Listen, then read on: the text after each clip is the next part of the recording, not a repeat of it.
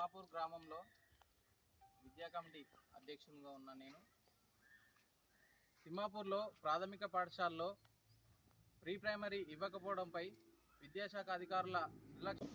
Last year తల్లిదండ్రులు అట్లాగే ఇక్కడ ఉన్నటువంటి టీచర్స్ కలిసి ఖచ్చితంగా ప్రైమరీ స్కూల్ కూడా మనం నడపాలని చెప్పేసి ప్రీ ప్రైమరీకి సంబంధించినటువంటిది యూకేజీ అడ్మిషన్స్ తీసుకొని లాస్ట్ ఇయరే యూడేస్ ప్లేస్లో నమోదు కూడా అయింది. తర్వాత విద్యా వాలంటీర్ పెట్టుకొని కూడా నడిపించడం అనేటటువంటి జరిగింది ప్రీ ప్రైమరీ స్కూల్. కానీ ఈ విద్యా సంవత్సరము ప్రీ ప్రైమరీ స్కూల్ తిమ్మాపూర్కు శాంక్షన్ అవుతుందని చెప్పేసి మేము ఎంతో ఆశగా చూసినాం. కానీ అధికారులు నిర్లక్ష్యం వల్ల తిమ్మాపూర్కు ఈ ప్రైమరీ స్కూల్ యూపీపీఎస్సీ స్కూల్కు ప్రీ ప్రైమరీ అనేటటువంటిది శాంక్షన్ చేయలేదు.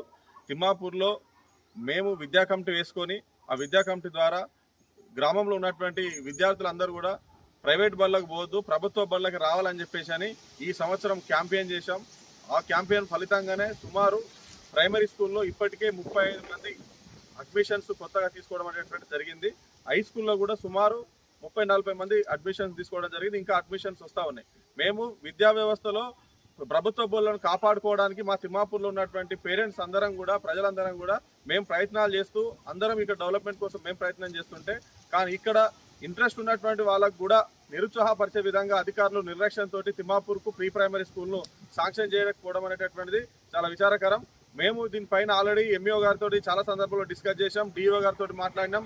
తర్వాత కలెక్టర్ గారికి కూడా నేను దరఖాస్తు ఇవ్వడం అనేటటువంటి జరిగింది సర్పంచ్గా. కానీ ఇప్పటి వరకు ఇంకా ఏ అప్డేట్స్ అనేటటువంటి లేవు. కాబట్టి మేము తిమ్మాపూర్లో విద్యా కమిటీ ద్వారా భవిష్యత్తులో తిమ్మాపూర్కు ఈ ప్రైమరీ స్కూల్కు ఈ సంవత్సరం ప్రీ ప్రైమరీ శాంక్షన్ చేయకుంటే ఖచ్చితంగా తిమ్మాపూర్ నుంచి డిఓ ఆఫీస్ వరకు కూడా మేము పాదయాత్ర పెట్టి ఖచ్చితంగా మేము సాధిస్తాం.